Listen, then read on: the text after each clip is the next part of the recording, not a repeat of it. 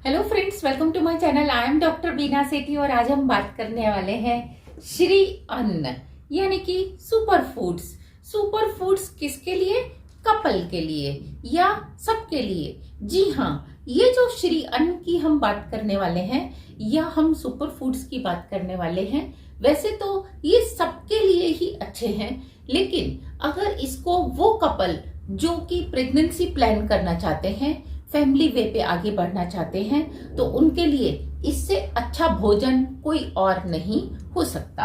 अब आप जानना चाहेंगे कि ऐसा क्या है, क्योंकि ये जो भोजन हम आपको बता रहे हैं ये ना सिर्फ आपकी हेल्थ को, आपकी स्पर्म काउंट मोटिलिटी को, बल्कि आपके एग की क्वालिटीज को और जब आपका बेबी होगा उसकी भी ग्रोथ को क्या करते हैं, ये अच्छे से अफेक्ट करते हैं, उसके अंदर बहुत ही ज्यादा हेल्पफुल होते हैं।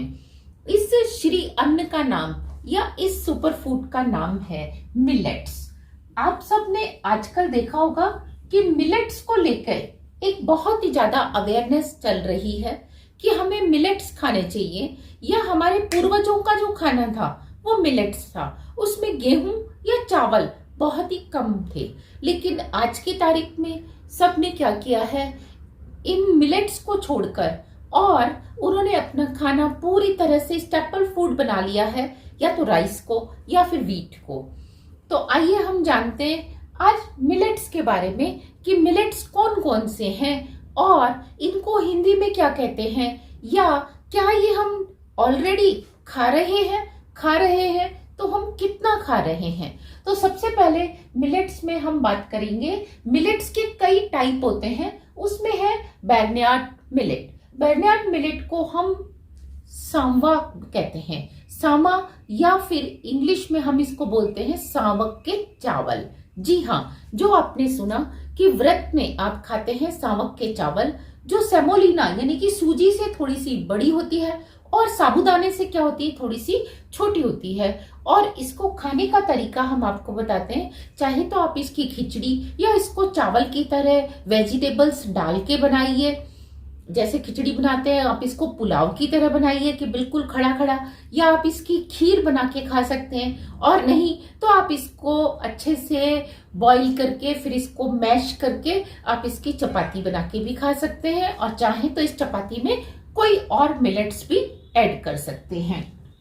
इसी तरीके से दूसरा होता है सरगुन। सरगुन जो है आप सब इसको बचपन से जानते हैं, वो है ज्वार। ज्वार जो है वो राजस्थान और इसके नीचे महाराष्ट्र में, तमिलनाडु में इधर बहुत ज्यादा खाया जाता है। तो ये जो ज्वार है ये गेहूं के कंपैरिजन में बहुत ही ज्यादा अच्छा होता है। इसमें फाइबर भी ज्यादा होता है, इसमें मिनरल्स भी ज्यादा होते हैं, और इसको खाने के लिए भी आप ज्वार की खिचड़ी भी बना सकते हैं, चाहे तो ज्वार के आटे का हलवा बनाइए, चाहे तो ज्वार के आटे की चपाती बनाकर आप खा सकते हैं। इसी तरीके से नेक्स्ट मिलेट आती है पास्को। पास्को जो है इसको चेन्ना या बारी या ब्रूम कॉर्न भी कहते हैं, और ये इंडिया में कम और चेन्नई में चाइना में क्या होती है, ये ज्यादा मिलती है। इसके बाद आता है पर्ल मिलेट।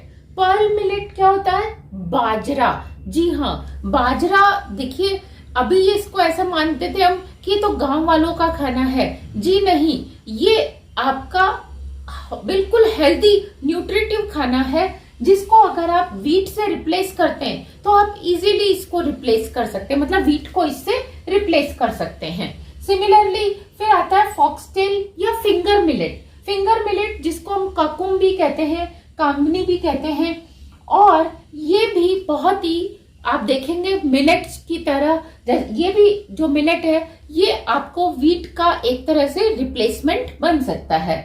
फिर हम देखते हैं ब्राउन टॉप या फिर रागी। जी हाँ, रागी तो आजकल बहुत ही ज्यादा ट्रेंड में, फैशन में है। रागी आप अच्छे से खा सकते हैं। रागी एक तरह से देखने में बाजरे से थोड़ा सा छोटा होता है। इसके आटे को आप क्या कर सकते हैं, इसके पूड़े बना के आप खा सकते हैं। इसमें अगर थोड़ा सा दूसरा आटा या कोई और इसमें से मिलेट मिला दिया जाए तो आप इसको अच्छे से चपाती बना के, इसकी पूड़ी बना के भी आप खा सकते हैं। फिर इसके बाद लिटिल मिलेट में आते हैं मौरिया। मौर्या जो है ये भी इंडिया में अच्छे से मिलता है, और जिसको आप कह सकते हैं सिल। आपने नवरात्रि में देखा होगा सिल के लड्डू मिलते हैं, तो वो सिल क्या है, यही है। तो इसीलिए हम आपसे कहेंगे कि जो आप अलग मीठा खाते हैं उनसे बेटर है कि आप अपने डेली डाइट में सिल को काम में लीजिए। सिल की आप चपाती बनाइए, सिल के आप लड्डू बना के भी खा सकते हैं। इसी तरीके से बकव्हीट, बकव्हीट जो है ये भी आपने व्रत में बहुत सुना होगा, यानी कि कुट्टू का आटा। कुट्टू का आटा गेहूं के आटे से कहीं ज्यादा अच्छा होता है। अगर आप इसको अपनी डेली डाइट में ले लेते हैं तो आप इसके चीले या पूड़े बना के खा सकते हैं। आप इसमें कुछ और चीज मिक्स करके आप इसकी चपाती, परांठे, आप इसके अंदर आलू भी मैश करके डाल सकते हैं। तो क्या होगा, अच्छे से आप इसकी चपाती तवे के ऊपर बना पाएंगे। कुट्टू के आटे का आप पुडिंग जिसे कहते हैं हलवा, वो भी आप बना के खा सकते हैं। फिर है अमरंथ या राजगीरा या चौलाई। अमरंथ जो है ये भी व्रत में खाया जाता है और एक तरह से सिल के जैसे ही इसके लड्डू बनते हैं। और ये सबसे ज्यादा, अभी जो मैंने आपको मिलेट्स बताया उनमें 3rd या 4th रैंक इसकी होती है कि आप देखेंगे कि ये आपकी जो व्हीट है उससे कहीं फार बेटर है। लास्ट में हम बोलते हैं कोडो। कोडो में ये सारी चीजें तो होती हैं, मतलब इसको आप नंबर 1 रैंक कर सकते हैं, बल्कि इसमें अमीनो एसिड्स क्या होते हैं और भी ज्यादा होते हैं। तो हम बात करें मिलेट्स की, मिलेट्स को अगर हम व्हीट से कंपेयर करते हैं तो उसमें कार्बोहाइड्रेट्स जो है वो कम है, प्रोटीन का अमाउंट ज्यादा है। और अगर इसकी कॉस्ट की बात करें तो जो आप मार्केट से किनवा लेके आते हैं, किनवे से इसकी प्राइस लगभग 1/4 आपको पड़ती है। तो आप क्या कर सकते हैं, इसको किनवा का भी सब्स्टिट्यूट बना सकते हैं। इसमें हम मिनरल्स की बात करें तो इसमें सोडियम होता है, तो आप चाहें तो मिलेट्स को बनाते समय नमक थोड़ा सा कम रख सकते हैं, क्योंकि इसमें ऑलरेडी सोडियम भी है और पोटेशियम भी है। इसी तरीके से इसमें कैल्शियम व्हीट के कंपैरिजन में बहुत ज्यादा होता है। आयरन की बात करें तो जैसे बहुत सारी लेडीज इंडिया में देखा जाता है या बच्चे एनीमिक होते हैं, उनमें ब्लड की कमी होती है, तो आपने क्या देखना है कि अगर आप व्हीट को रिप्लेस कर देते हो मिलेट से, तो उनकी एनीमिक जो पोजीशन है वो रिकवर हो सकती है, यानी कि वो एनीमिया से बाहर आ सकते हैं। और अगर आप प्रेग्नेंट हैं तो आपके बेबी को ना तो जॉन्डिस होगा ना वो एनीमिक होगा, और उसकी जो ग्रोथ है वो अच्छे से होगी, क्योंकि आप उसको कैल्शियम भी दे रहे हैं, आयरन भी दे रहे हैं। इसमें फाइबर ज्यादा होने से आपका जो डाइजेस्टिव सिस्टम है वो बहुत अच्छा चलता है, जिससे आपको खाया हुआ सारा क्या होता है, मेटाबॉलिज्म अच्छा होने से आपको उसकी हेल्थ वैल्यू भी, न्यूट्रिटिव वैल्यू आपको गेन होती है। और बात करें इसमें दूसरे मिनरल्स की तो इसमें मैग्नीशियम भी है, इसमें जिंक भी है। अब आप जानते हैं जिंक तो वैसे ही स्पर्म काउंट और मोटिलिटी के लिए क्या होता है, बहुत ही अच्छा होता है। मैग्नीशियम फॉलिकल्स के लिए बहुत अच्छा होता है, तो इसीलिए ये husband and wife, male female दोनों की हेल्थ के लिए बहुत ही अच्छा होता है। तो हम इस फूड को सही मायने में श्री अन्न या सुपर फूड कह सकते हैं। इसी तरीके से हम इसकी शुगर कंटेंट की बात करें तो जब आप गेहूं या चावल खाते हैं तो इमीडिएटली क्या होता है, क्योंकि वो कार्बोहाइड्रेट बेस है, तो उसमें से सारा की सारा ग्लूकोज एक साथ ब्लड में आ जाता है और एकदम से आपकी शुगर क्या होती है, शूट अप होती है।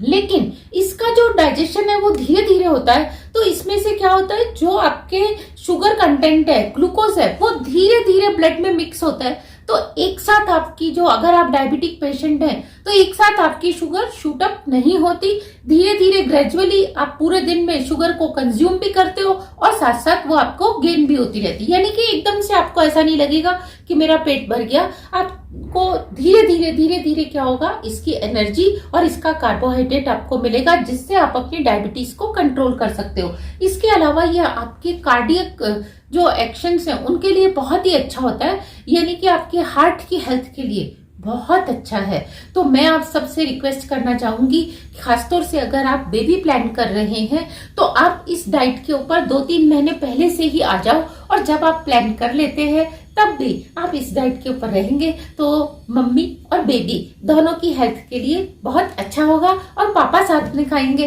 तो पापा की हेल्थ भी अच्छी रहेगी, जिससे वो दोनों का ध्यान रख पाएंगे। Thank you very much, all the very best.